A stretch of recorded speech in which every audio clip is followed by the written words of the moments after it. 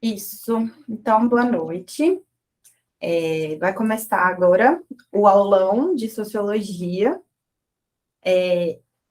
Meu nome é Lígia, aí na tela talvez esteja a Camila, mas a Camila é a coordenadora do projeto e ela cedeu o acesso aqui para ficar mais fácil de gravar e postar para quem estiver assistindo no YouTube depois, né?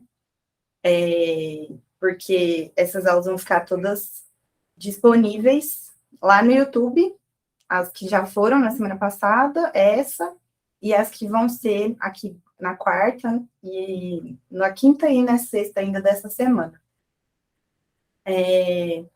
O ProImigrantes pediu para eu dar uma passadinha antes nas formas de. Como que eu posso falar? As folhas de prova. A Carolina, não sei se já fez, né? Ou se vai fazer o Enem, ou se vai fazer o Enseja, mas no Enem vem muitas folhas de prova. Vem a folha do caderno de humanidades, vem o caderno depois de linguagens. Aí no outro dia, né, vem o caderno de matemática e o de ciências da natureza. Só que no de linguagens vem também o rascunho da redação e a folha de redação. Acho que vocês sabem que tem que fazer uma redação, né? E só reforçando que, para dar uma olhada sempre qual que é o papel do gabarito, qual que é o do rascunho, a prova de matemática também tem um rascunho, e tentar lembrar de não passar limpo, usar o rascunho mesmo, fazer tudo que você precisar escrever, usar o rascunho, e depois passar limpo na folha de verdade, que aí tem a folha da redação, e a de matemática, aí o rascunho é só para quem quiser usar mesmo. Mas só relembrando isso aqui rapidinho, né? Antes da gente começar o aulão mesmo. Então, num primeiro momento, eu queria passar a relembrar o que é a sociologia, por que a gente estuda sociologia, né? A resposta fácil é que a sociologia é o estudo da sociedade. Só que não é só qualquer sociedade, né? É a sociedade depois de um período histórico que a gente determina como Idade Média. Eu vou falar isso um pouco mais para frente. Então, a sociologia, ela é fruto da relação de uma pessoa com a outra pessoa, né? Essa relação aí que eu coloquei como interdependência, né? Ela pode ser no âmbito da família, né? A nossa família, ela tem várias pessoas, o avô, a avó. A gente não nasce nem cresce sozinho, né? Até a própria família já é um grupo, ou, como está escrito aí, uma estrutura, né, que está na sociedade.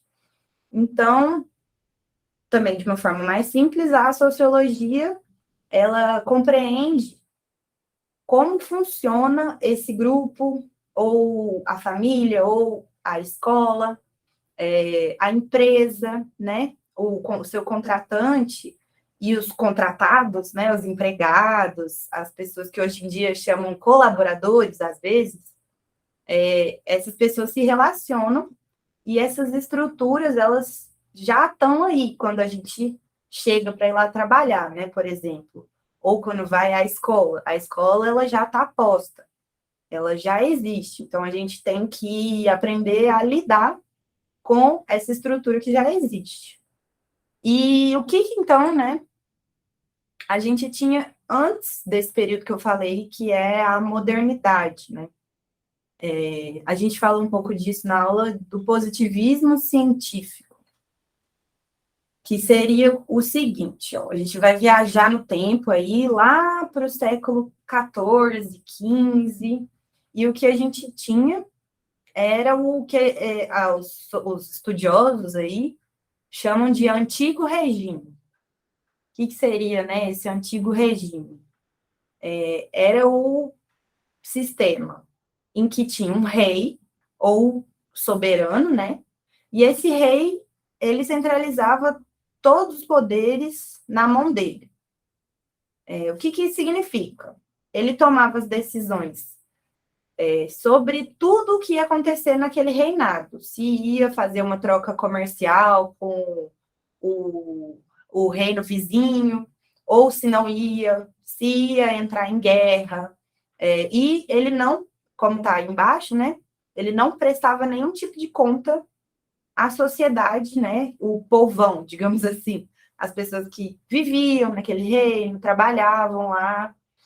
Isso eu não estou voltando assim muito nas origens da humanidade, porque fica meio difícil, né? O aulão tem que dar um resumido. Então, nesse sistema em que o soberano, o rei, ele centralizava os poderes e tomava todas as decisões, a gente chama isso de absolutismo, né? Que vem dessa noção de poder absoluto. O rei tem todo o poder que, nessa época, era atribuído através do poder divino, né? Acreditavam que o rei, ele era um ser que fazia o papel de Deus aqui na Terra, né? Desculpa, deixa eu até beber uma água aqui.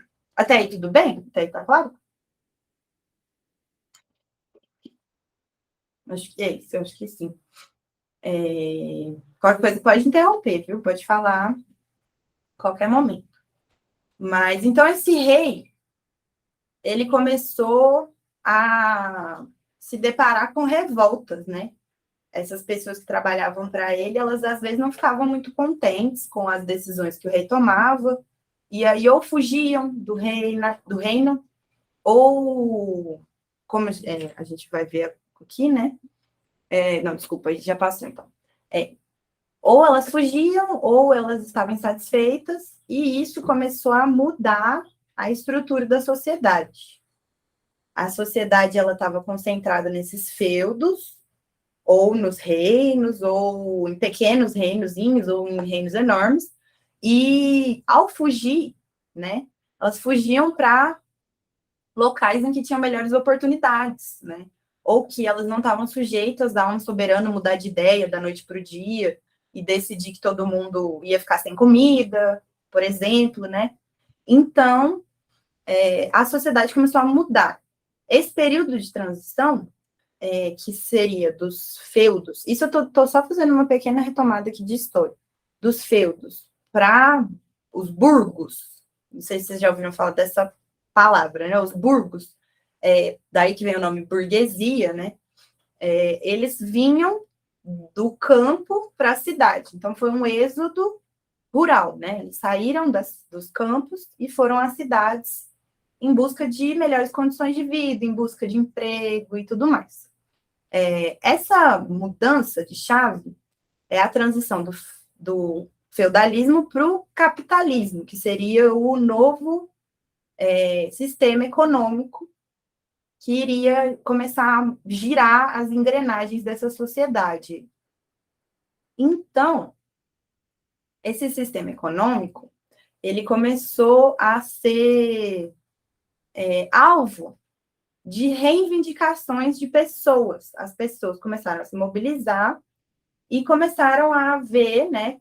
Isso a gente pode ver através das revoluções. A gente tem a Revolução Francesa, que foi assim a última cartada, né? Em que eles prendem o rei, depois decapitam o rei em praça pública. Também teve a Revolução dos Estados Unidos, a Revolução do Haiti, várias revoluções, né? Mas o que incomodava seria essa prestação de contas. A sociedade ela estava reivindicando o seu espaço enquanto gerador de riqueza e de relações sociais mesmo. Então veio um cara, um moço chamado Auguste Comte, que ele realizou uma teoria de desenvolvimento social. Ele escreveu isso, apresentou isso na universidade e tudo mais. E ele inaugura, né, além de ser um dos pais, digamos assim, da sociologia, o Auguste Comte ele inaugura o positivismo científico, que seria o quê? o lema aí em vermelho, né, seria que a moral deveria servir para o progresso da sociedade. Ou seja, todo passo que a gente der enquanto sociedade, ele deve ser em direção a uma melhoria, ele deve ser em direção ao desenvolvimento da sociedade, e não como era antes, que o rei pegava um dia em que ele estava mal, por exemplo, e aí resolvia parar de fazer trocas comerciais com outro rei. Então, a gente não deveria mais deixar com que o poder estivesse na mão dessa pessoa e passasse a estar na mão, o poder, né, esse poder de tomar as decisões por outras pessoas, ele deveria estar na mão de quem tivesse preocupado com o desenvolvimento social. Então, de maneira resumida, seria que o conhecimento científico que a gente estava desenvolvendo, ele era o único caminho possível para o progresso. Até na bandeira aqui do Brasil, tem escrito ordem e progresso, né, que é um lema positivista. Na verdade, a frase completa é amor, ordem e progresso. São 3 fases, mas o amor não coube, né? A gente sabe que não coube o amor, ficou só ordem e progresso. Mas o Brasil é uma das nações em que o lema positivista e essas teorias de desenvolvimento social, pelo menos na teoria mesmo, elas foram base para moldar a nossa sociedade, né? Mas, por que eu estou falando de tudo isso? Porque, então, o que a gente classifica como modernidade? Que eu tinha falado lá no começo, que a sociologia, ela é fruto da modernidade, né? Ela é fruto dessa transição entre o período em que a gente, digamos assim, trabalhava para o rei e depois a gente começou a trabalhar uns para os outros, né? E esse período que a gente chama de modernidade, ele sucede, ou seja, ele é depois da Idade Média, que é esse período do absolutismo.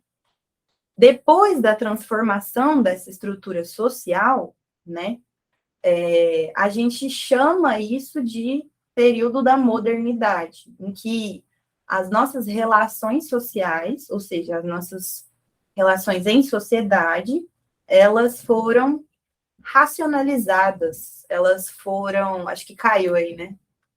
Ó, tô caindo, calma, vai ficar tudo bem, que eu tô usando um computador ótimo hoje, que é o computador do meu respectivo.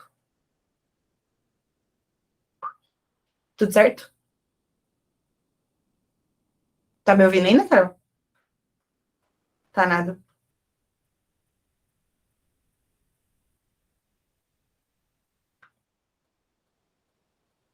Beber mais uma água, enquanto estabiliza aí. Sí, profe, estoy escuchando. Tá oscilando, né? Está escutando, só que como não posso tocar a cada momento o telefone, não posso falar rapidinho, pero sí se está escutando bem. Beleza, então tá. Então vou continuar. É só porque tá caindo a internet aqui. Então, a modernidade, ela é vista na ciência, com o avanço da tecnologia. Ela pode ser vista também na economia, em que a gente começa a escrever sobre a economia, a metrificar a economia. Ela pode ser vista também como uma vanguarda da arte, uma vanguarda artística, né? Que se denominou de modernismo. Ela é caracterizada por diversas coisas que eu não vou entrar aqui, senão vai ficar muito, muito longa. Mas então, a modernidade, ela seria quando a gente transita da Idade Média para a Idade Moderna, mas também quando a gente racionaliza, né, que a gente coloca em termos, eu vou falar essa palavra, mas ela é complicada, mas é em termos pragmáticos, ou seja, da realidade, as relações em sociedade. E então eu vou falar um pouquinho sobre, porque eu falei sobre o regime de governo absolutista, mas se essa transição ela ocorreu, transformou a sociedade e ela inaugura uma nova época, então ela também inaugura um novo modelo, né, um novo regime de governo. A gente não consegue ter a monarquia se a gente não tiver, né, ou o absolutismo, se a gente não tiver o monarca, o rei. O rei, essa figura do rei, ela foi extinta, mais ou menos, né? As famílias reais ainda existem, a rainha Elizabeth aí, que esses dias faleceu e tudo mais, ela ainda existe, mas o regime de governo monárquico, ele deixou de existir. E aí a gente tem o quê? O Estado moderno. O Estado moderno, ele é muito controverso, porque depende de país para país como que esse Estado foi fundado. Existem países como os Estados Unidos mesmo, que realizaram uma independência e se juntaram em estados, né? Por isso que é Estados Unidos da América. Existem países como o Brasil, que realizaram uma independência, mas, por exemplo, não aboliram a escravidão, então não virou uma república instantaneamente, que é o próximo regime de governo que a gente vai falar. Mas, no geral, o Estado moderno ou Estado liberal, né? Ele faz um movimento de romper com esses ideais imperialistas, ou seja, do império, né? Os ideais que trouxeram os grandes navegações aqui para o Brasil, tentaram colonizar outros lugares no mundo. Só que o problema, eu coloquei até aí, movimento de ruptura e uma interrogação. Essa ruptura, ela não aconteceu em todas as instâncias de poder. Ou seja, ela não aconteceu em todos os locais possíveis, né, de ter acontecido dentro do nosso sistema brasileiro. Estou falando mais propriamente dito, assim. Por isso que, quando a gente for falar depois de pós-modernidade, tem gente que fala que esse termo não é muito certo, porque nessa época em que foi fundado o Estado moderno, existiram algumas contradições que eu vou falar daqui a pouquinho.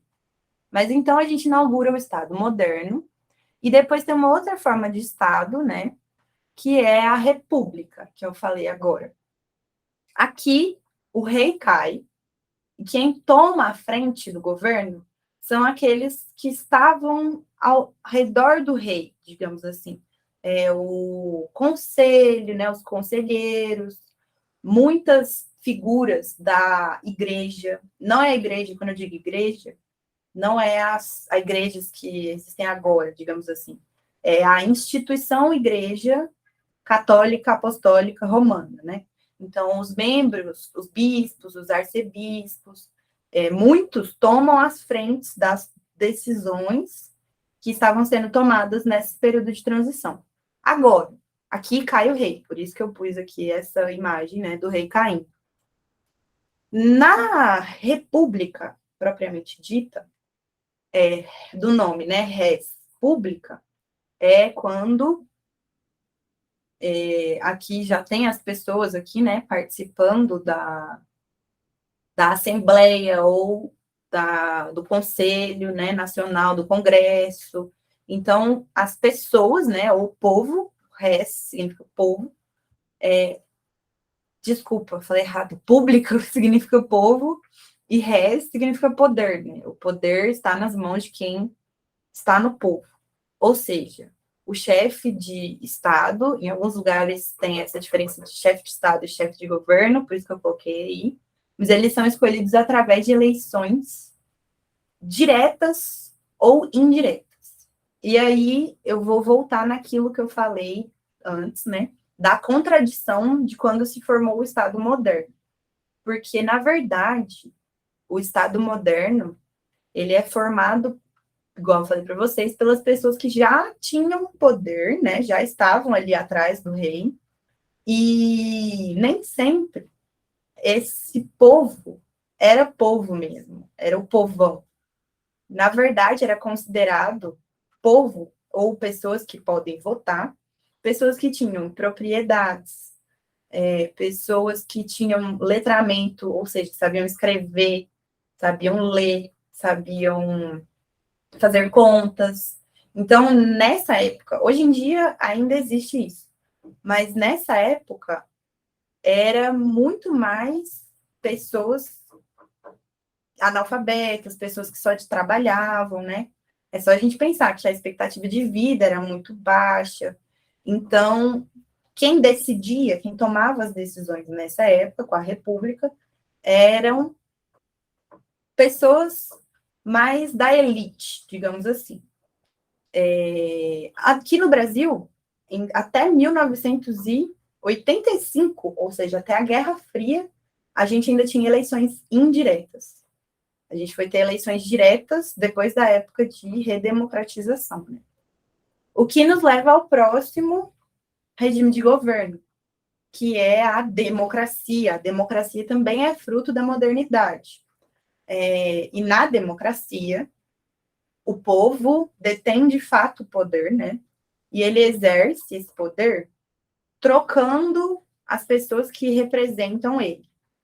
Ou seja, teve eleição agora, dia 30, né, no segundo turno, e essa eleição, ela é direta, ou seja, eu fui lá e votei, e eu estou, nesse sentido, exercendo o meu direito de trocar os representantes que estão lá tomando as minhas decisões.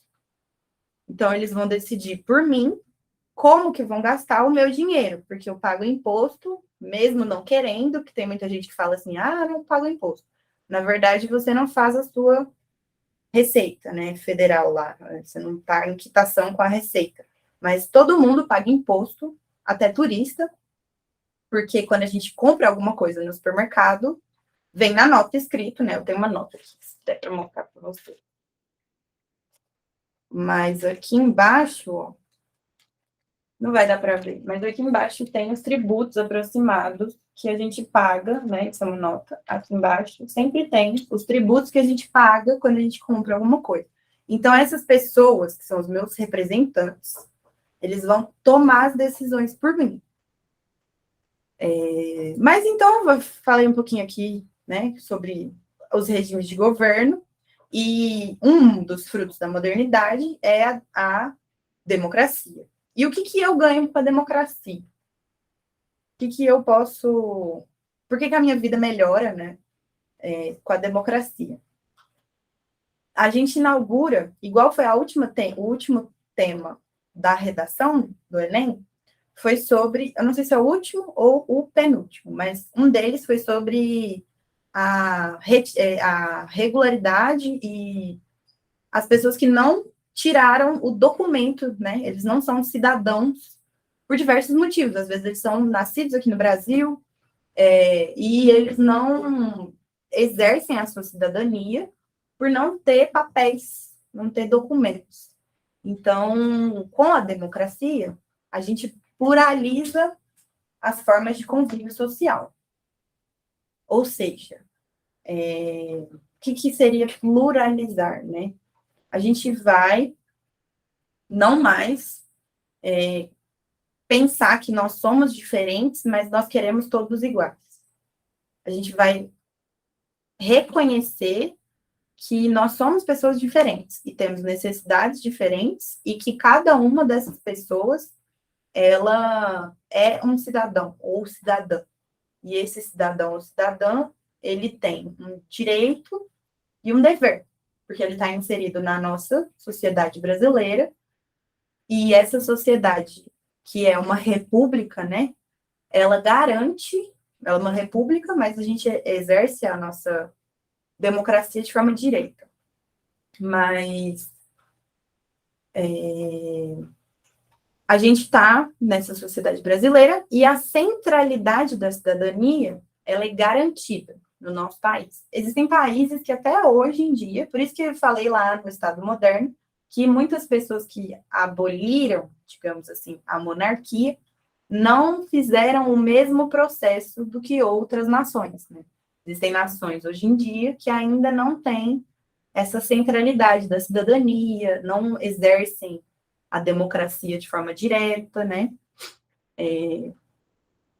O Catar, por exemplo, que é o país que vai sediar a Copa do Mundo, né? Existem diversos protestos e boicotes, no sentido de que existem violações de direitos humanos no país, e as nações internacionais que vão ao Catar, elas estão tentando fazer com que aquele país reaja, já que ele não reage ao próprio povo, né, pedindo por esses direitos, talvez ele veja quando as pessoas de outros países que frequentam aquele país nesse período, né, de Copa, elas tentem dizer para eles que isso importa, que isso faz a diferença, né? Porque garantir direitos humanos é bom para todos os cidadãos e tudo mais. Mas então, sobre regimes políticos, é mais ou menos isso que eu tinha que falar para vocês. E eu vou entrar aqui nas formas de divisão do trabalho, né? Utilizando o autor Emile Durkheim e a teoria muito, muito grande que ele escreveu e defendeu sobre a divisão social do trabalho, né? O que seria a divisão social do trabalho? Seria a forma que a sociedade encontrou de realizar diferentes trabalhos com diferentes pessoas para que a gente conseguisse tanto aumentar a produção, né? Por exemplo, se eu faço comida e você cuida dos doentes, das pessoas que estão doentes, cada uma está fazendo uma coisa, não falta comida, e as pessoas que estão doentes também não vão passar a doença para as outras pessoas. Então, a gente consegue aumentar a produtividade, né, dessa sociedade e garantir que as pessoas tenham condições de existência, né? Ou seja, uma pessoa transporta alimentos, a outra pessoa cura os doentes, a outra pessoa fabrica mesas. Então, a gente dividiu o trabalho em diferentes grupos sociais para que cada grupo pudesse realizar um trabalho e a gente ter diferentes fatores aí e diferentes formas de produção na mesma sociedade. Mas o autor, ele encontra também alguns problemas quando ele observa, né? Porque a gente tem que sempre lembrar que a sociologia ela é uma ciência social e uma das formas que a gente tem de medir, né, a sociedade é através da observação. Então, ele observou que no âmbito produtivo a gente também tinha fatores que eram definidos pela moralidade, ou seja, não era só eu ser filho de um artesão e, de repente, eu querer ser o cozinheiro mais famoso da minha cidade, porque eu era filho de artesão, então era esperado de mim que eu fosse artesã para cumprir com o meu papel social, né? Então, a gente fala aí de papéis sociais. Alguns desses papéis sociais são definidos pela dimensão moral, não apenas pela dimensão produtiva, ou seja, não é só sobre o que eu sei produzir, é também qual o meu círculo social, qual grupo, qual comunidade eu pertenço, e tudo mais. Além da divisão social do trabalho, as atividades produtivas, elas são divididas de outras duas formas, de acordo com o Durkheim. A primeira é a divisão sexual do trabalho, ou seja, quando a gente divide algumas formas de trabalho para um determinado gênero, como o homem tem tarefas mais relacionadas com construção de casas, ofícios como de ferreiro ou serralheiro, mexer com animais e tudo mais. E a mulher tem outras formas de realizar o trabalho, né? Ou seja, cuidar dos doentes, ensinar as crianças, cuidar dos idosos, fazer a comida, muitas vezes plantar alguma comida, coisas assim. Além da divisão sexual do trabalho, a gente tem também a divisão internacional do trabalho, já naquela época, né, do Durkheim, existiam nações que eram especializadas em certos tipos de produção e de atividade produtiva, como, esse exemplo é muito polêmico, a exploração de minério e pedras preciosas na África e também no Brasil. Então, existia um interesse global, internacional, em retirar muitos minérios, muitos metais para produzir outras coisas durante esse período e também hoje em dia, né? Mas eu quero focar aqui um pouquinho na divisão sexual do trabalho. Por quê?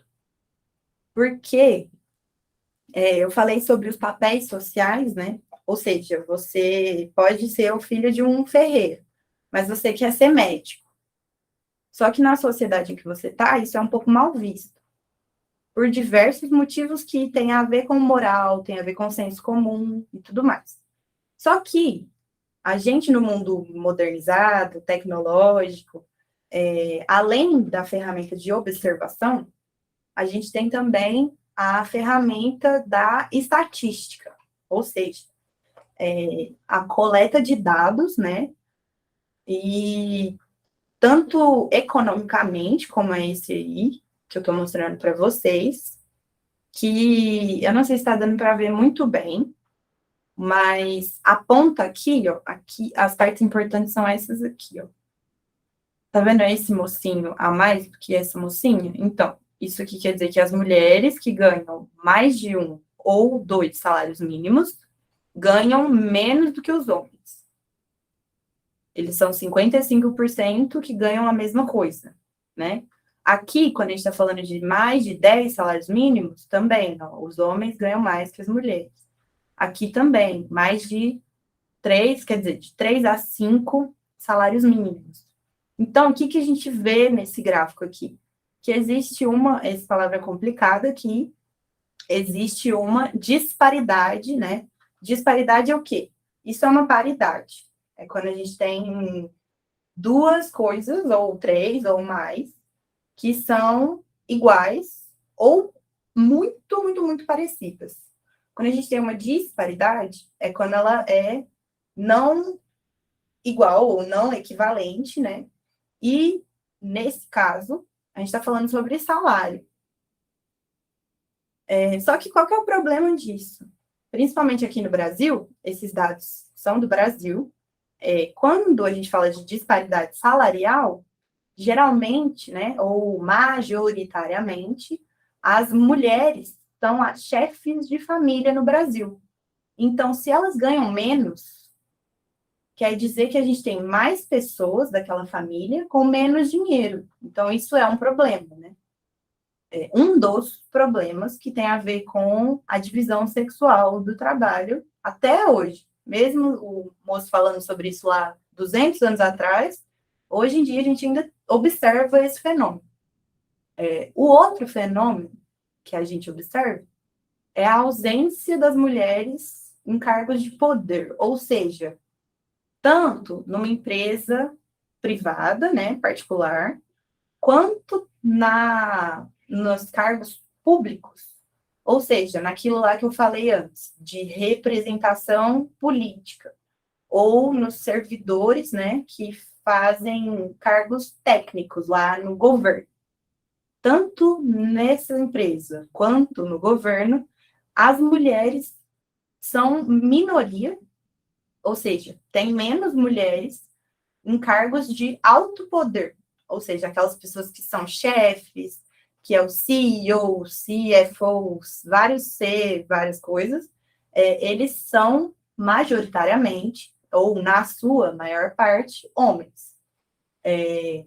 A outra coisa que a gente observa é a ocorrência de crimes de assédio no ambiente de trabalho, né? Então, quando a gente fala sobre gênero e trabalho, existe muita coisa para explorar, porque são muitos problemas que são derivados dessa divisão sexual do trabalho, que acontecia antigamente e ainda acontece hoje em dia, mesmo a gente tendo modernizado os nossos processos, racionalizado, lembra dessa palavra lá da modernidade? A gente racionalizou as nossas relações em sociedade, ou seja, não era para isso acontecer, né? Se uma mulher ela quer realizar uma outra função, ou se ela quer ganhar mais do que mais não, desculpa, ou se ela quer ganhar em paridade, né, do que um homem ganha no mesmo cargo, o que ela tem que fazer? Ela tem que lutar politicamente por isso. E aí a gente entra nos estudos de gênero, que a gente diz, né? Por quê? Porque isso que eu falei para vocês é quando a gente fala sobre o gênero masculino e feminino. Mas, hoje em dia, também existem problemas com pessoas que tanto não se encaixam em nenhum desses gêneros, quanto, digamos, está no gênero trocado ao que ela biologicamente vê. Então, em número absoluto, apesar de ser 2%, né? Tá ali, 2% dos brasileiros. Em números absolutos, essa população pode chegar a mais de 4 milhões de pessoas.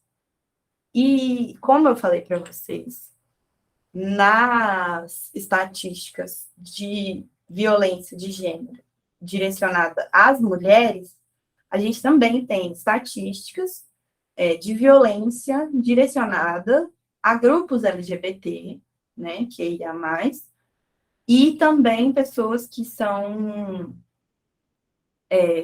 aí várias outras enquadramentos, né? Mas nesse caso aqui, tanto a sexualidade quanto o gênero, eles estão apontando que essas pessoas se enquadram em subemprego, ou às vezes não arruma emprego porque a pessoa não quer contratar uma pessoa transgênero, mesmo que isso não diga nada sobre a capacidade produtiva daquela pessoa.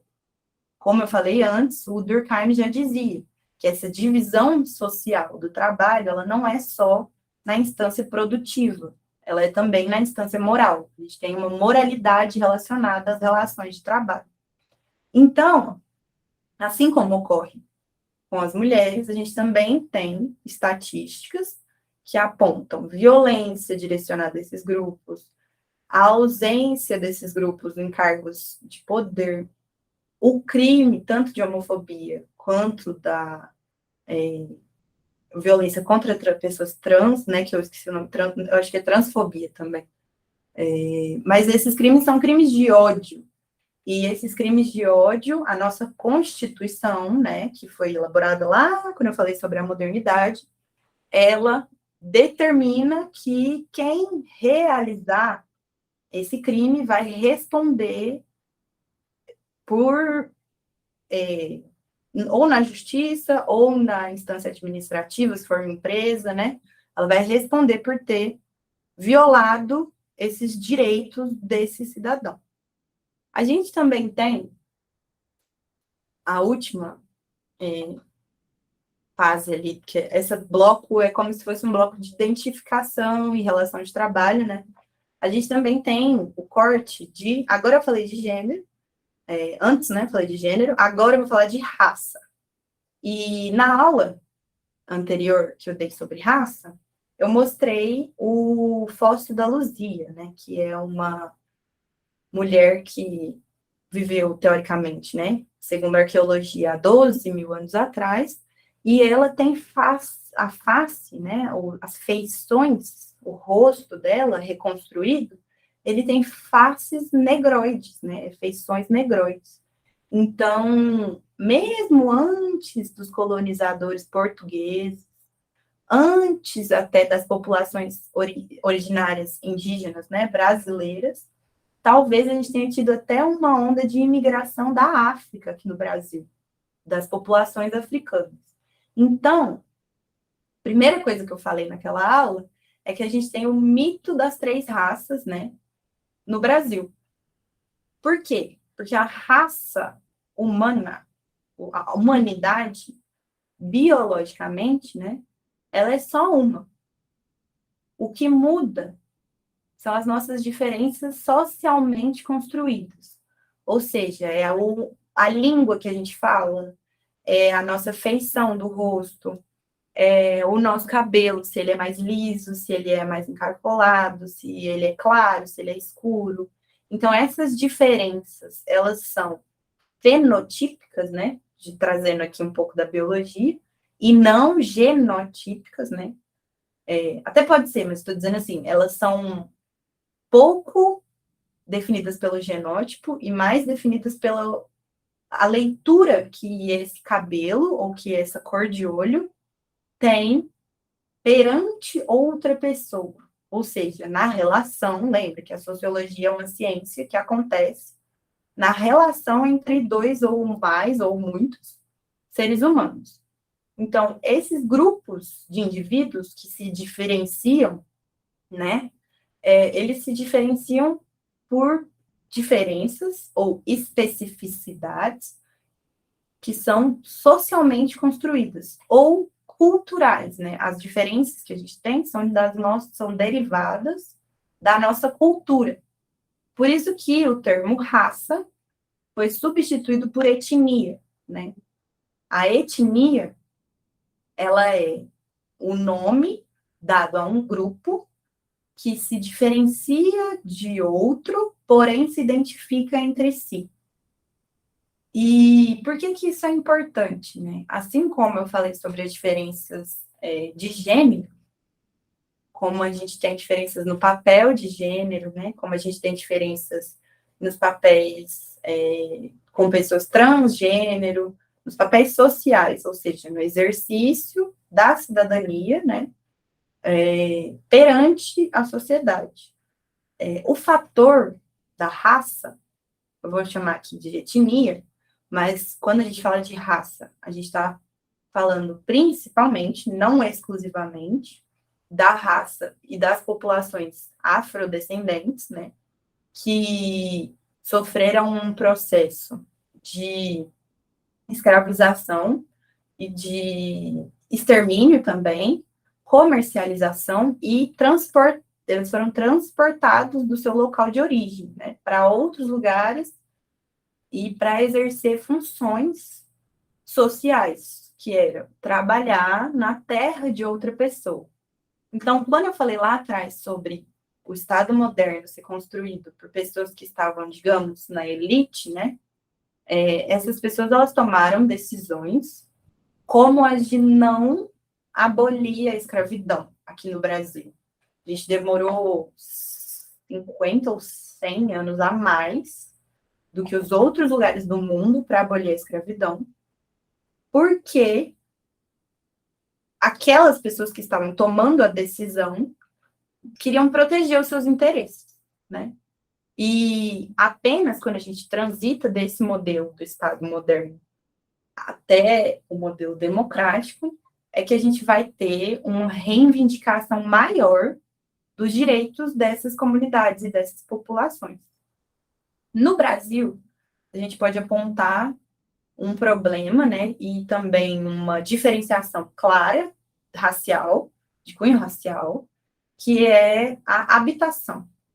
Ou seja, no Brasil, o Brasil exportou para o mundo, né, digamos assim, as favelas. O conceito de favela, o conceito, a imagem, né, da favela. Claro que existem o que eles chamam de slums, né, em outros lugares do mundo. Existem na Índia, que são enormes, existem em diversos lugares do mundo.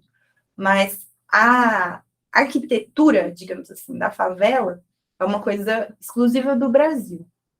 E por que eu estou falando isso para vocês? Porque quando foi abolida a escravidão aqui no Brasil, não houve um processo de reparação ou de amparo das populações que, igual eu falei para vocês sobre os transgêneros, né? Em porcentagem, chega até 50%, ou seja, em números absolutos, isso daria metade da população brasileira. Hoje em dia é mais da metade, né? De pessoas que são, se declaram pretas ou pardas, né? Negras, né? Porque negra seria a soma dos pretos e pardos. Essas populações inteiras que foram movidas do seu local de origem, comercializadas, feitas, a sua existência era feita para trabalhar para outras pessoas, né, na terra da outra pessoa.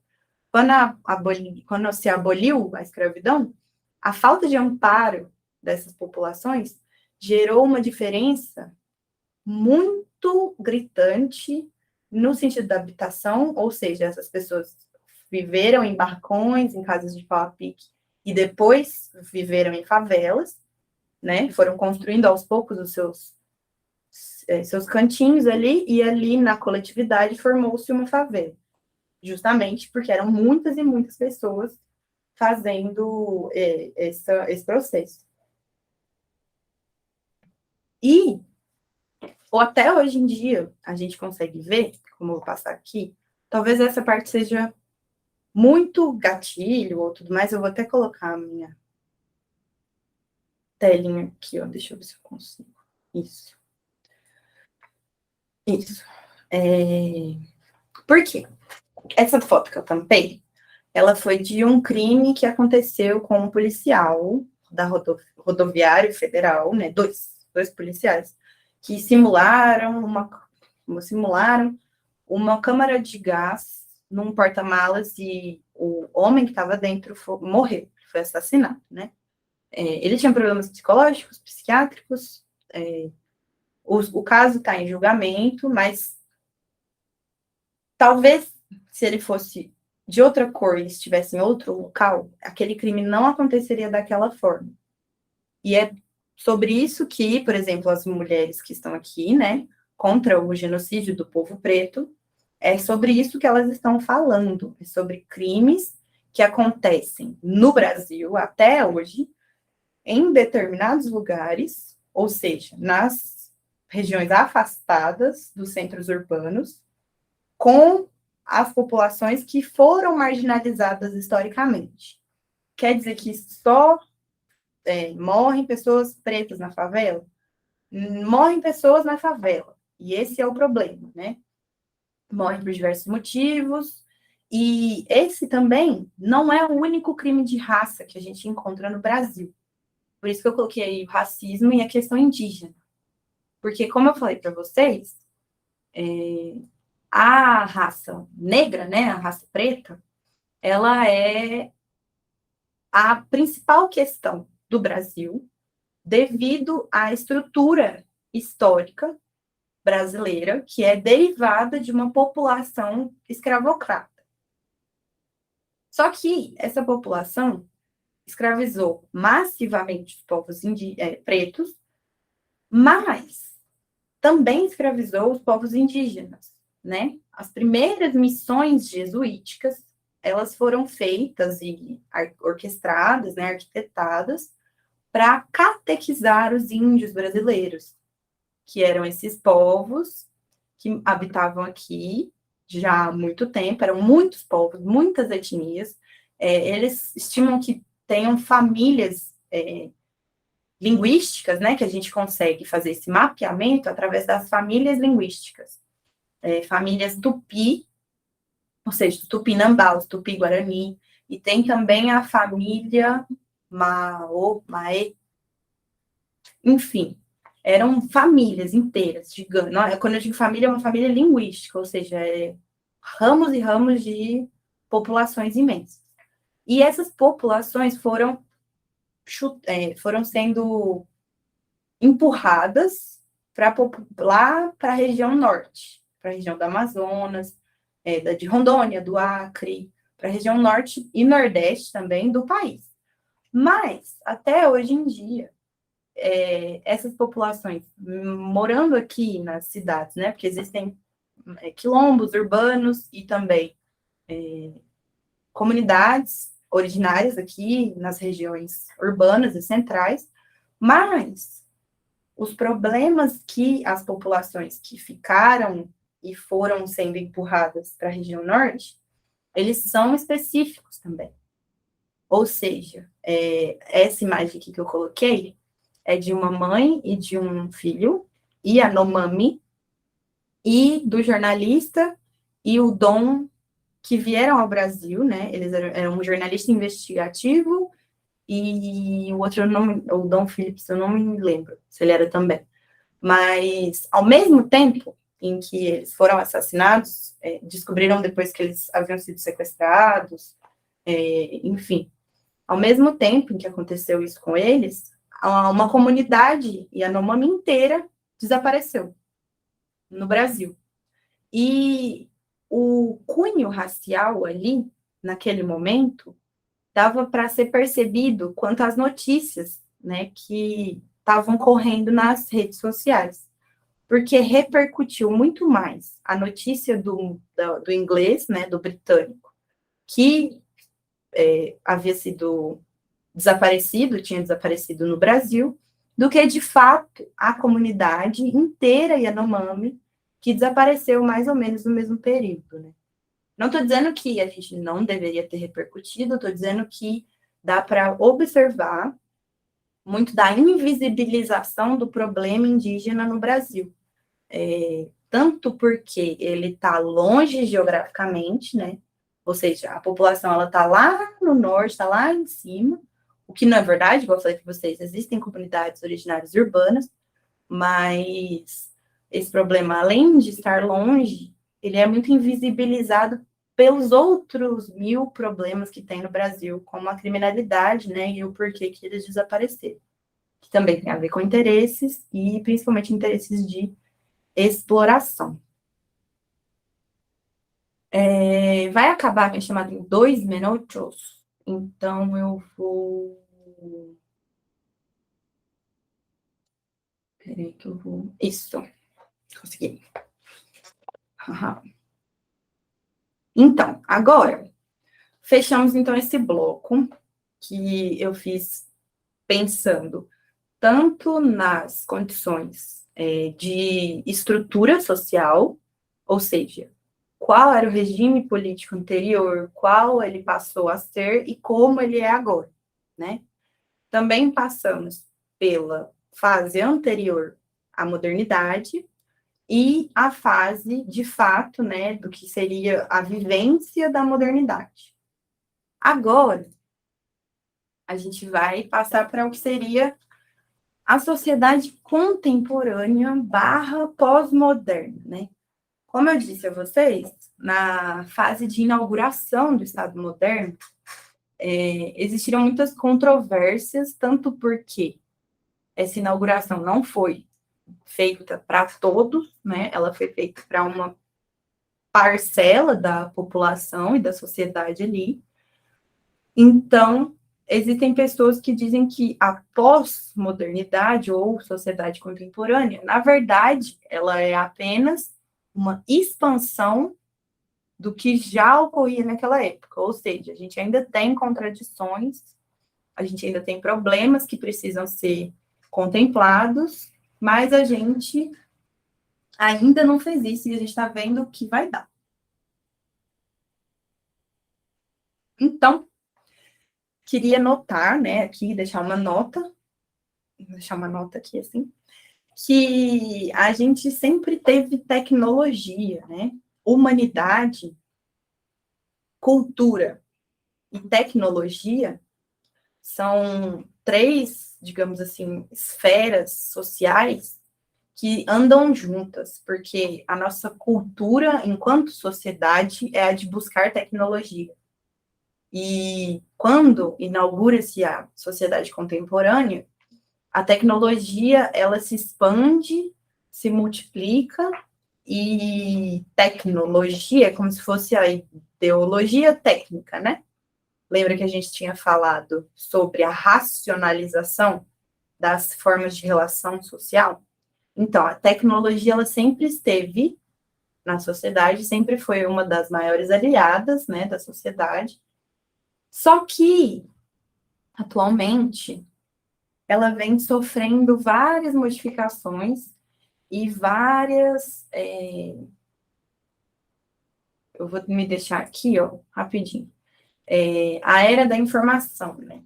Ela tem várias contradições, porque nós estamos na era da informação e da globalização. A gente vai falar disso daqui a pouquinho. Nessa charge que eu busquei aí, coloquei aí para vocês, ela tá falando assim, vida social sem internet, o blogueiro profissional, pro blogger, né, que tá escrito ali. Aí a moça perguntando para ele, você está no Orkut? E aí ele, estou. Já é velha essa charge, né, Orkut? Você está no MSN, no MySpace e Facebook? E aí ele responde, em todos. Aí ela pergunta, até no Twitter? E aí ele fala, claro. E aí ela termina, né? Você está em tantos lugares, por isso raramente te vejo no mundo real.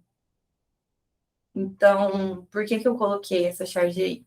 Porque algumas dessas tecnologias contemporâneas, elas são feitas com aquela intenção positivista, né?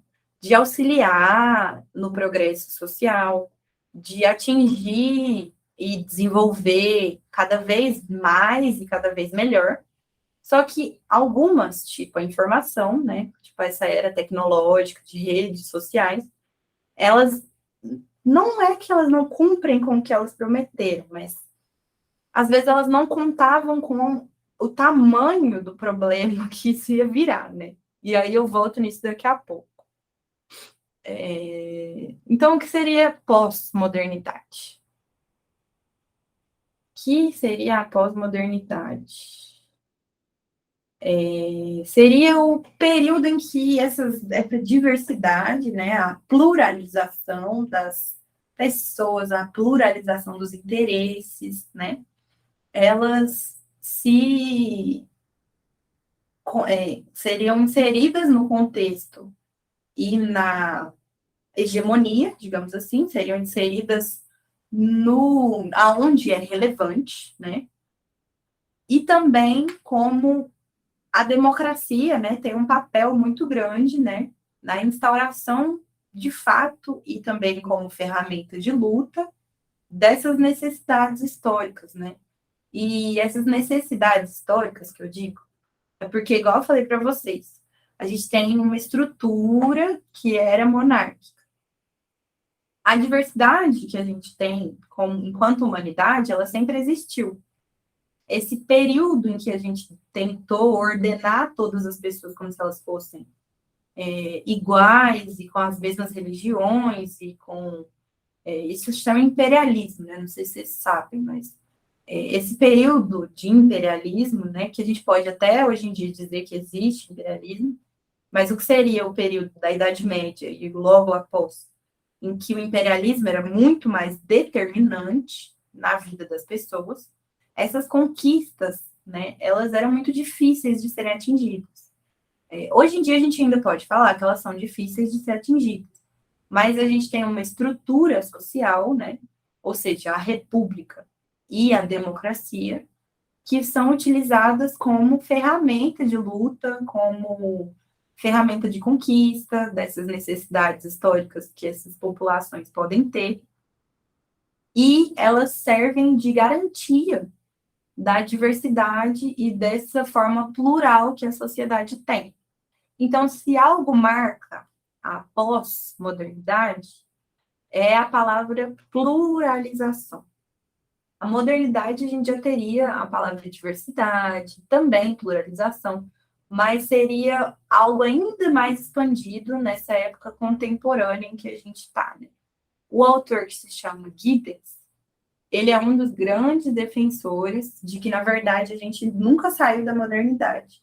O que a gente experimenta, né, hoje, é uma modernidade globalizada. E essa seria a única diferença para ele. Mas, seguindo aqui, eu vou voltar a falar sobre trabalho.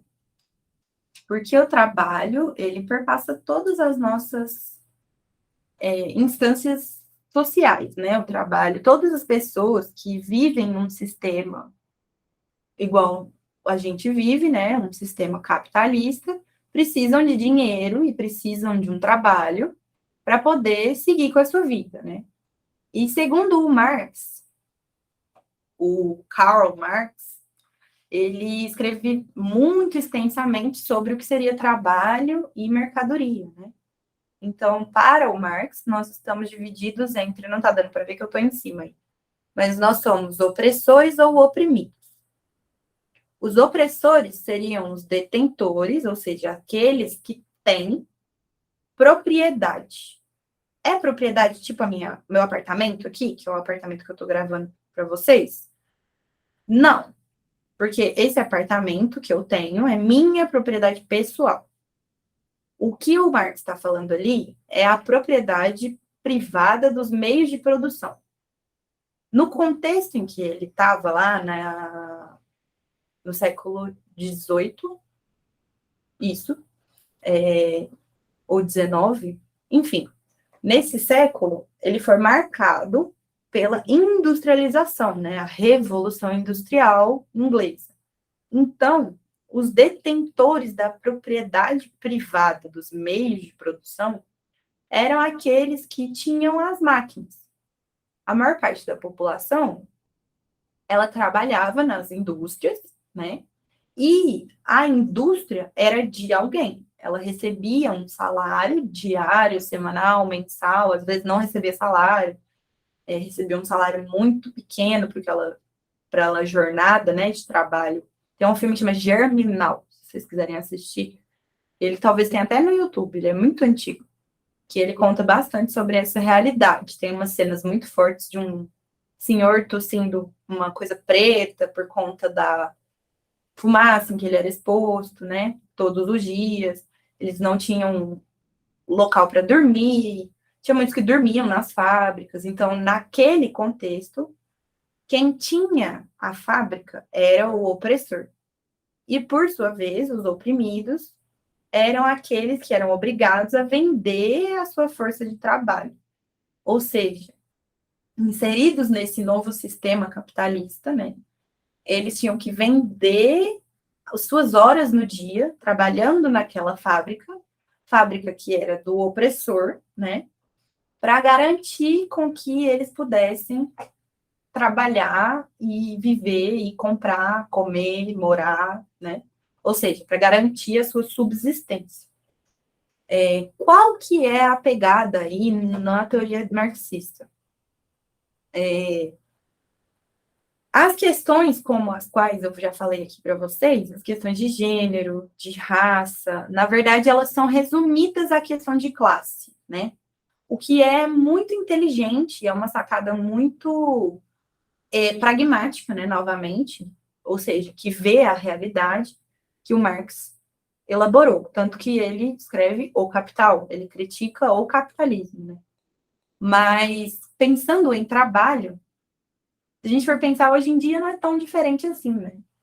Hoje em dia a gente tem um Estado, igual eu já falei para vocês, que garante que a gente tenha condições de subsistência, ou seja, você recebe, se empregado formalmente, né? A gente vai falar disso daqui a pouco também. Você recebe direitos trabalhistas, se você for demitido, você tem seguro-desemprego, 13º, vale transporte, vale refeição. Muitas empresas fornecem locais de alimentação, né? Então, isso não veio do nada. Por isso que eu falei antes para vocês. As condições de reivindicação, elas também são expandidas, quando a gente expande esse universo, né, do trabalho e da mercadoria nesse contexto globalizado. E por que eu falei que eu vou falar sobre... não, é na próxima. Não, então eu vou falar sobre... não, tem a ver também. O Marx também classifica duas formas de trabalho. Tá dando para ver aqui isso? Não, é que aqui em cima está escrito produtivo e embaixo improdutivo. Ou seja, duas formas de você gerar dinheiro, né? O primeiro seria a forma direta, ou seja, qualquer trabalho que gere lucro para o seu patrão, seu empregador, né? O cara que estava lá na fábrica, o cara que era dono da fábrica, que era dono daquelas máquinas. Se você tem valor para ele gerar lucro, ou seja, se o seu trabalho é capaz de gerar mais valia, ele é visto como produtivo. Agora, se você realiza um trabalho que é visto como ou invisibilizado ou visto como não produtivo, né? você não gera, nem sempre renda, né? Às vezes você gera renda. Você não gera mais-valia. O que isso significa, Liz? Então, a mais-valia é a capacidade de gerar lucro. E o trabalho que é improdutivo, na teoria de Marx, ele é o que não é capaz de gerar lucro. Vou dar um exemplo aqui que tem a ver com o papel de gênero. O homem ia trabalhar, e naquela época não existiam meios de contracepção, né? Então a mulher ficava em casa cuidando dos filhos, cuidando dos idosos, lavando a roupa, lavando a casa, cuidando dos bichos, né? Cuidando dos animais. Você às vezes tinha galinhas, tinha porcos. Então, esse trabalho, às vezes ela poderia até vender um porco e conseguir uma renda extra. Ou lavar uma roupa para fora e conseguir um dinheiro ali. Mas aquele trabalho, ele é visto como improdutivo, porque ele não tem essa capacidade de gerar lucro. Entende? Acho que assim fica mais claro. E por que isso é importante, né? Aí a gente entra em outro autor, que é o Max Weber. O Max Weber, ele vai falar sobre controle social. O Max Weber, ele estudou muito e trabalhou muito as teorias de poder. Ele trabalha com poder, como a sociedade estabelece poder em cima dos seus cidadãos e como os cidadãos estabelecem poder uns aos outros, né? Então, o que seria para ele o controle social? Em outras palavras, o que ele está perguntando é: por que a gente obedece? E a resposta simples é porque tem leis, né? Ou seja, o controle formal, que é esse aqui. A gente tem leis, igual eu falei para vocês lá no começo, a estrutura está pronta. Você entra na estrutura, né? Você nasceu e aí você tem que lidar com o mundo que você tem. Então, quais são as leis de cada país? Como aquelas normas, né, são institucionalizadas, ou seja, como aquelas leis viram regra e você deve cumpri-lo, senão você paga uma multa, ou você é preso, ou você tem que ir a julgamento, enfim. Como isso acontece, né? É através do processo democrático. Lembra que eu falei para vocês? Se a maior parte da população ela quiser falar assim, eu não concordo com essa lei, ou eu acho que a gente deveria instaurar essa lei, como foi feito com a injúria racial aqui no Brasil. Aí vai a votação, os seus representantes políticos votam sim ou não, e aí elas são institucionalizadas, né? Mas o Weber, assim como o Durkheim falou lá atrás, né, que não existe apenas o âmbito produtivo. Isso o Durkheim, né? Ele falou, não existe apenas o âmbito produtivo, a gente divide o trabalho também de acordo com a moralidade. Então, o Weber se questionou aqui também. Se a gente divide o trabalho também de acordo com a moralidade, então aqui no controle social, a gente também vai ter algum controle que é estabelecido pela informalidade. O que seria isso? Seria o senso comum, que varia muito de local para local.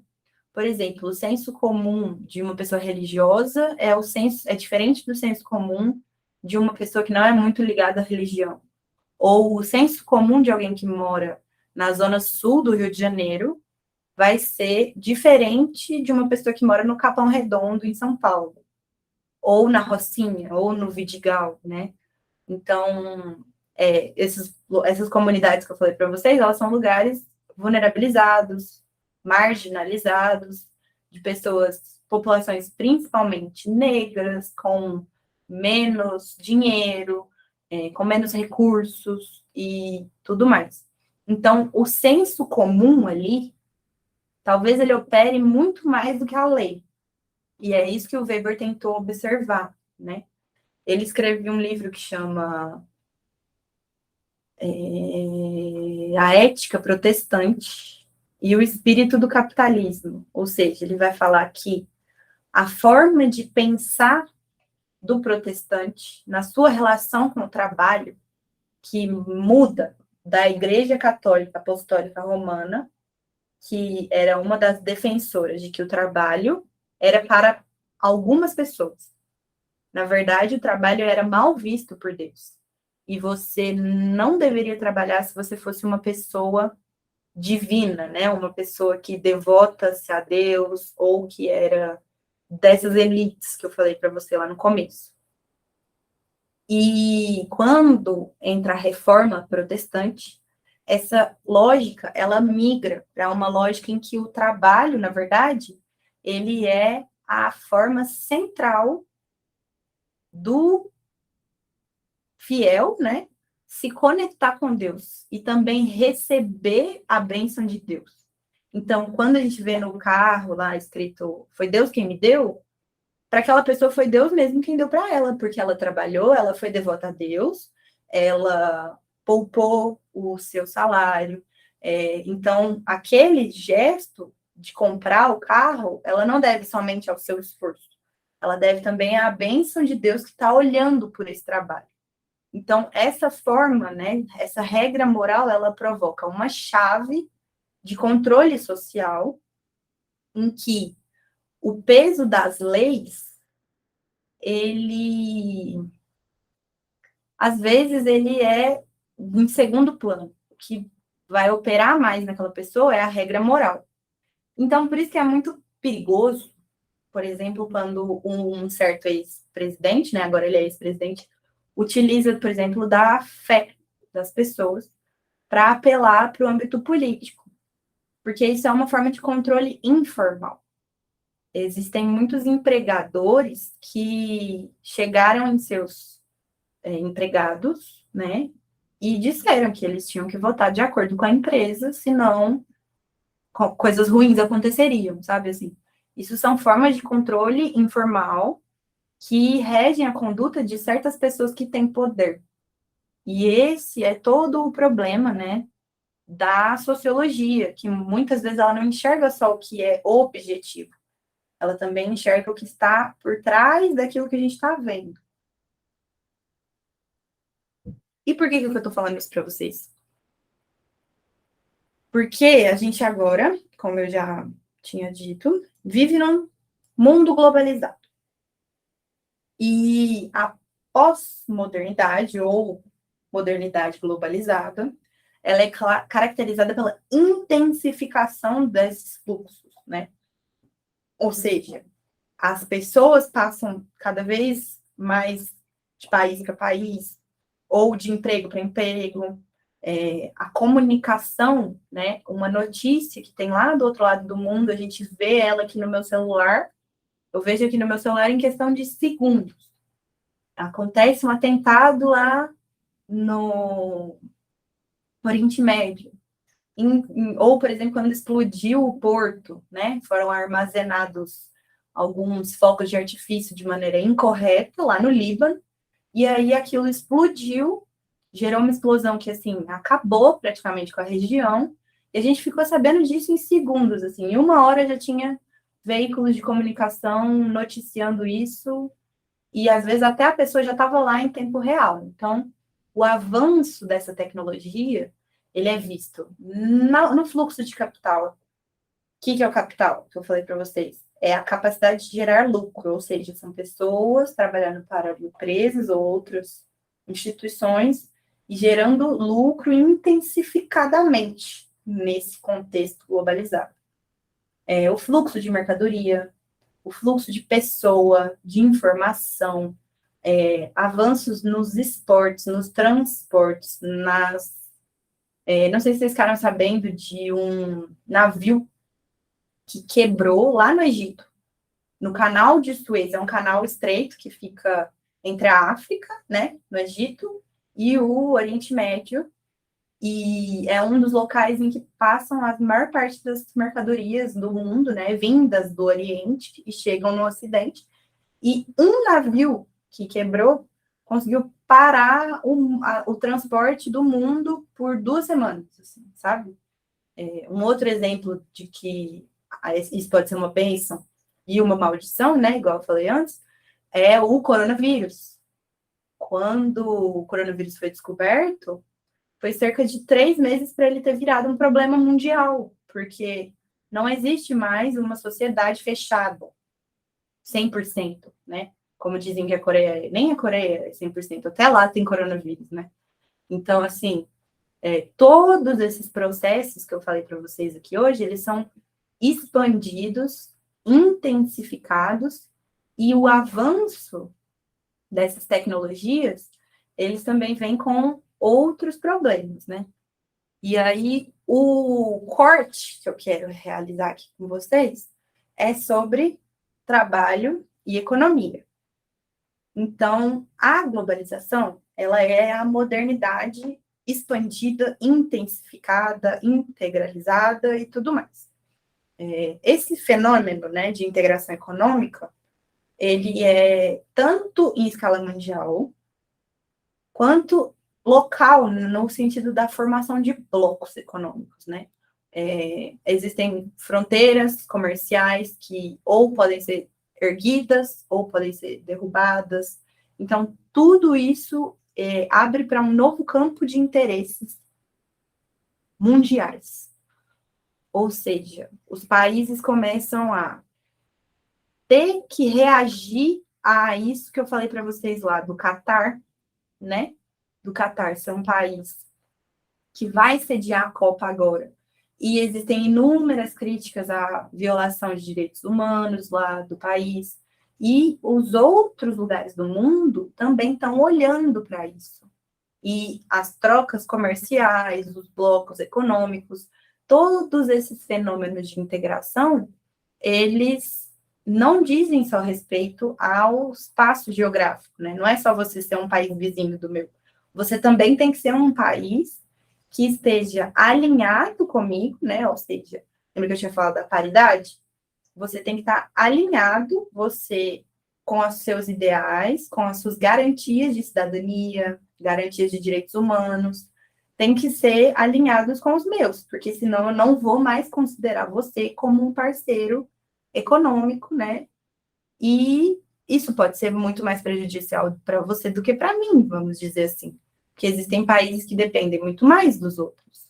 Um exemplo disso que eu posso dar para vocês é sobre a guerra entre a Ucrânia e a Rússia e como a Europa está sendo afetada. O continente europeu inteiro está sendo afetado pela escassez de gás. Gás encanado, gás de cozinha, assim, gás para lá, né, na Europa, é um país, desculpa, é um continente em que os países mais ao norte, eles, no inverno, né, agora a gente está saindo do inverno e entrando lá na primavera. Outono? Inverno? Desculpa, errei. A gente está entrando no outono, indo para o inverno lá. Aqui é que a gente está saindo do inverno. Então, vai começar o inverno e eles precisam muito de gás para poder se aquecer, para poder aquecer a água, para poder fazer comida. E a Rússia é o país que tem os maiores gasodutos, as maiores fontes de gás, e ela vende isso para a Europa. Só que com a guerra, eles boicotaram essa parceria comercial. Só que isso acabou sendo mais prejudicial para a Europa do que para a Rússia. Então, foi um boicote que saiu pela culatra, digamos assim. Justamente porque hoje em dia a gente tem muitos outros problemas e muitos outros fatores para considerar, né? Então, esse mundo globalizado, a gente também tem o problema da concorrência globalizada. Vocês concordam comigo? Porque antigamente, igual eu falei para vocês, nas fábricas, você tinha você como mercadoria gerando mais-valia para outra pessoa através do seu trabalho produtivo. E caso você tivesse algum desentendimento com seu empregador, você simplesmente queria sair. Só que tinha um monte de gente ali atrás de você, na fila de emprego, querendo emprego. Então, você sair era muito pior para você do que para o seu patrão. Agora, quando a gente fala sobre o mundo globalizado, essa fila aumentou muito. Vocês concordam comigo? Antes a fila era 3, 4 pessoas ali. Agora, essa fila é de às vezes, até outros países também. Tem os trabalhadores brasileiros, mas tem trabalhadores de outros países que estão querendo vir para cá trabalhar no seu lugar. Então, se você não quiser, a gente simplesmente passa para o próximo da fila. Ou seja, a concorrência globalizada, ela também é muito maior. Então, essa exploração, lembra do oprimido e do opressor? O opressor, nesse caso, saiu ganhando muito mais com isso, porque tem muito mais gente para ele poder chamar para trabalhar com ele. E qual é uma das consequências, né, disso? É a precarização do mercado de trabalho. Vou passar aqui para cá rapidinho para vocês poderem ver essa outra charge que eu adorei, que é os empreendedores. E aí é um cara na bicicleta ali, né, fazendo entrega, a bolsinha dele ali de entrega aqui, ó. Um cara perguntando para o outro: você não dorme melhor sabendo que é seu próprio patrão? E aí ele responde: eu não durmo.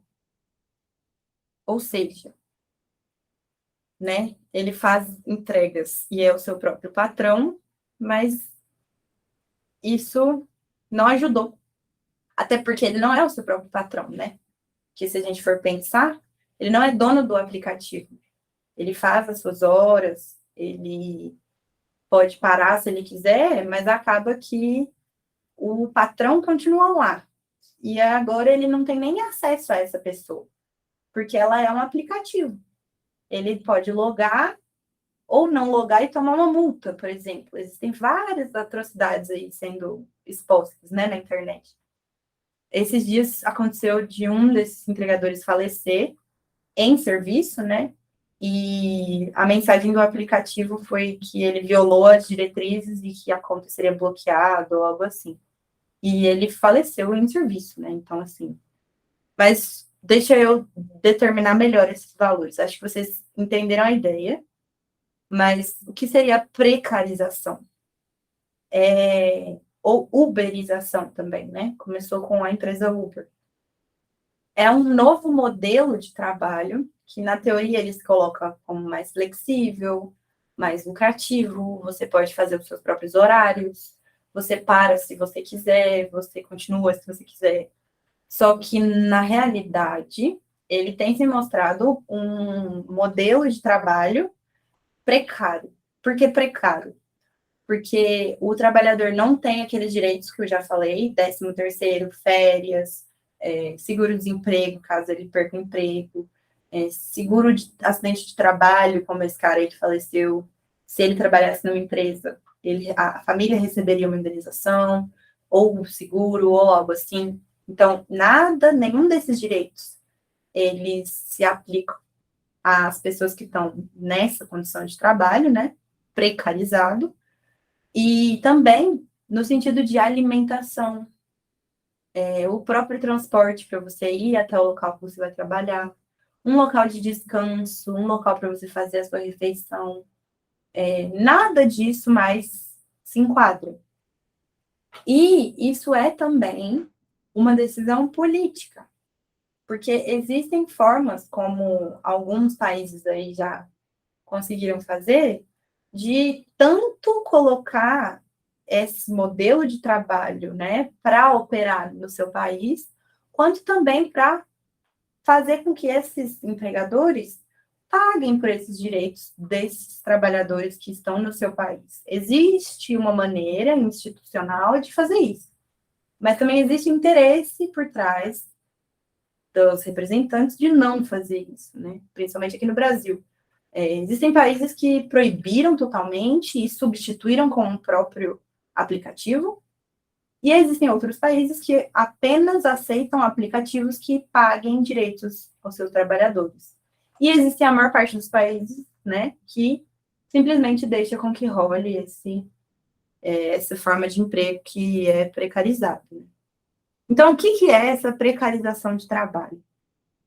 Não há vínculo empregatício, como eu falei para vocês, e o regime de trabalho, ele é mais no âmbito do serviço. O que é o serviço, né? Não é aquele trabalho formal que a gente conhece como a pessoa colher ou prestar uma tecnologia, né, desenvolver uma tecnologia, ou realizar uma pesquisa, produzir um número, um gráfico, algo assim. O serviço, ele é aquele profissional que está entre uma etapa e a outra do mercado de trabalho. Ele está entre a mercadoria e o consumidor, por exemplo. Ele é o link entre eles. E isso torna esse trabalho muito mais fácil de ser precarizado, né? Uma outra forma que a gente pode falar de trabalho precarizado são as pessoas que fazem serviços em casa, como os empregados domésticos. Existem pessoas que vão para outros países até para trabalhar como empregados domésticos, só que é uma diária, às vezes uma, duas ou três no dia, de um serviço rápido que você resolve rapidamente, assim, não é uma faxina, né, gigantesca de obra e tudo mais. É um serviço de Airbnb, por exemplo, que você... Airbnb é aquele sistema de aluguel de quartos na casa própria. Ou seja, eu tenho esse apartamento, igual eu falei para vocês, eu alugo esse espaço para uma pessoa que quer se hospedar aqui em Belo Horizonte. E aí eu contrato também uma pessoa para vir limpar esse local depois que rolou já a hospedagem, né? E aí essa pessoa que eu contrato, ela também não tem vínculo empregatício, porque ela trabalha para um aplicativo e eu só coloquei os dados da faxina que eu estava precisando naquele local, naquele dia, no aplicativo, apareceu alguém, fez, e essa é uma das outras formas, né, do profissional que não tem vínculo empregatício porque trabalha com o aplicativo, e também é como se fosse uma terceirização da terceirização. Muito legal. Legal assim, desculpa dizer legal, mas é porque é interessante de pensar que isso acontece. Não é que eu quero que aconteça. Acontece, a gente tem que pensar que acontece. Então, para finalizar, agora eu vou ficar um pouco na frente aqui, gente, desculpa. Existem, então, essas duas formas de economia, né? A gente teve os regimes políticos, que eu falei para vocês antes, e hoje em dia a gente vivencia, principalmente aqui no Brasil, as políticas econômicas, né, neoliberais, que são uma tendência da desestatização, né, ou desmonte, né, da interferência do Estado na economia. Um dos pilares principais desse neoliberalismo é que, para haver, né, para garantir o crescimento econômico e o desenvolvimento social, a gente precisa garantir que as empresas e o comércio, né, elas tenham total liberdade de exercer as suas funções, né, para que elas tenham ampla competição, e elas só conseguem exercer isso se não houver a interferência do Estado. Tanto nessa teoria neoliberal, quanto até na própria teoria liberal, existe um furo. Vamos estabelecer assim, a teoria liberal seria aquela do Estado moderno, que eu falei para vocês, que garantiu o direito a alguns, mas não garantiu o direito a outros, dentro do contexto capitalista. Ela garantiu o direito a alguns, porque aquelas pessoas eram proprietárias, como eu falei para vocês, tanto de meios de produção, em termos de Marx, quanto de propriedades propriamente ditas, né, propriedades pessoais, ou de escravos, né? E essas pessoas, elas estavam interessadas em proteger esses seus patrimônios, esses seus bens e tudo mais. Então, uma das principais relações entre o capitalismo e essa forma de Estado é que o Estado justamente deve existir e deve possuir essa forma de interferência primitiva para garantir que essas propriedades permaneçam com essas pessoas e também com que essa troca, né? Vocês têm um meio de produção que gera mercadoria e eu vou comprar essa mercadoria, se também o Estado conseguir garantir que eu vou ter poder de comprar a sua mercadoria. Então, por isso que não é muito possível essa noção de total liberdade de comércio.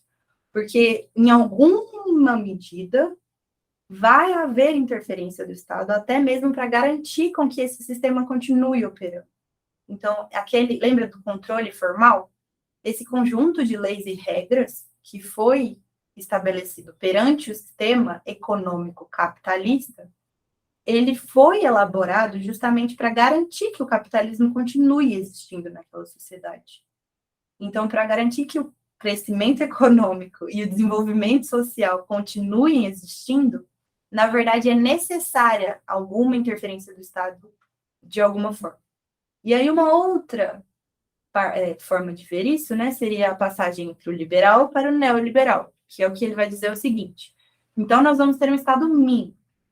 O Estado tem que ser o menor possível, já que você disse que eu tenho que garantir, né, que essas interferências elas ocorram para que continue existindo o capitalismo, mas então isso tem que ser o menos possível. Só que, novamente, se o Estado ele é fruto dessas reivindicações sociais e a democracia é utilizada como uma ferramenta de luta para a garantia desses direitos, então, quando você retira algo do Estado, o que você está retirando, na verdade, é um direito de alguém, entendeu? Por isso que não há como ter um Estado minúsculo, mínimo assim. Ele já foi assim, e ele foi crescendo aos poucos para ir amparando as diversas comunidades, populações e grupos que naquele determinado momento estavam precisando dessas garantias de crescimento econômico e desenvolvimento social.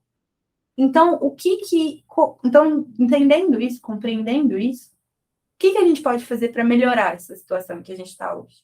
Porque, como já foi dito, a gente teve a precarização do trabalho, ela aconteceu, é algo que a gente tem que lidar e pensar como mudar. E uma das sugestões, né, feitas por muitos economistas é que a gente transite para um formato de economia solidária. O que seria economia solidária? Seria as inovações que já estão ocorrendo, né, principalmente em empresas que quase fecharam e aí precisaram se reinventar, ou seja, uma alternativa inovadora, tanto na geração de empregos, quanto de inclusão social, e na forma de operar a economia mesmo, né? A proposta seria integrar quem produz, quem vende, quem troca, quem compra e quem quer se autogerir através da economia solidária. Já existem muitas formas de economia solidária e de comércio e consumo solidário no mundo, né?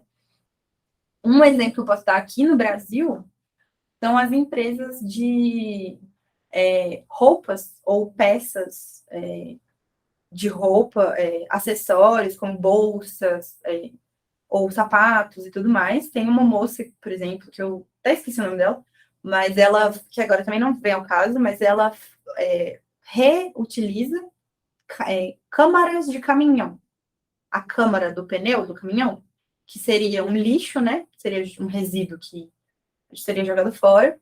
E aí ela vai ao local que foi descartado, essa câmara, produz uma peça de acessório, como uma bolsa ou um sapato, um cinto, e vende ou troca com outras comunidades em troca de outras coisas, né? Então, ela, além de se autogerir, ela produz solidariedade, integra, né, as pessoas que estão ali no meio. Tem também como fazer banco de praça, tem como fazer diversas coisas, gente.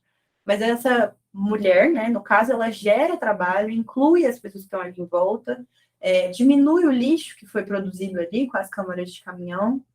Então, existem outros exemplos, como a cozinha solidária do Movimento de Trabalhadores Sem Terra, que tem a intenção de distribuir, né? Começou na pandemia, mas hoje em dia ele segue, mas de distribuir comida acessível e de qualidade, tanto de graça, né, para as pessoas que não têm nenhuma condição de se alimentar, e também a preço de custo, assim, para outras pessoas que podem já pagar um pequeníssimo valor. E também, às vezes, compram para diversos ocasiões, né? Às vezes é um trabalhador que precisa dessa marmita e tudo mais. Então, esses princípios de autogestão, de democracia e de solidariedade, eles estão coordenando o mercado para um outro local. Porque se não tiver alternativa, a gente vai cair cada vez mais naquele âmbito da precarização que eu falei para vocês. Né? Tem mais um só, que é o do... Para quem ficou aqui até aqui, muito obrigada, viu? Quem estava na aula já saiu, mas quem está assistindo no YouTube, eu reservei esses últimos momentos aqui, até porque a aula já está bem longa, para falar sobre o tema que eu acho que será da redação. Esse print que eu tirei, ele é do canal do Profinho, que chama Profinho mesmo. Vocês vão achar no YouTube. Ele fez um vídeo que eu vou deixar lá no Classroom, quando eu colocar essa aula, que é sobre os temas que ele acha... Ele já acertou o tema de redação, né? E os temas que ele acha que vão cair. O primeiro bloco da minha aula foi falando sobre os grupos específicos, né? Que eu falei para vocês, questões de raça, tanto da população negra quanto da população indígena, da coletividade, né? Desculpa, da população transgênero que sofre transfobia, dos papéis de gênero masculino e feminino que afetam os direitos das mulheres, das populações. Existem diversas populações, como populações com deficiência, direitos da criança, grupos específicos. Ele fala sobre 3 temas de grupos específicos que ele acha que podem ocorrer. Depois, ele fala sobre 3 temas sobre coletividade, que seriam os temas como pessoas cegas, inclusão de pessoas cegas no ensino, ou pessoas surdas, inclusão, ações afirmativas e inclusão social em todos os percursos, vários temas. Mas o que ele chuta que vai ser o tema, que eu concordo, inclusive, eu acho que esse é um bom tema para a redação, e que a sociologia pode ajudar bastante, é o papel da família na construção da consciência ambiental da juventude. Por que esse tema é importante? Primeiro, porque a gente está saindo de um governo que era pouco preocupado, pouco para não falar nada, né?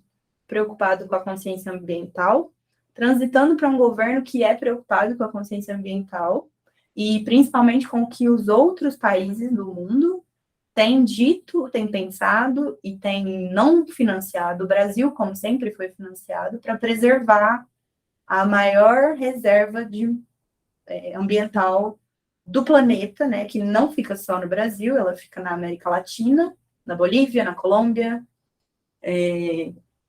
que é a Amazônia.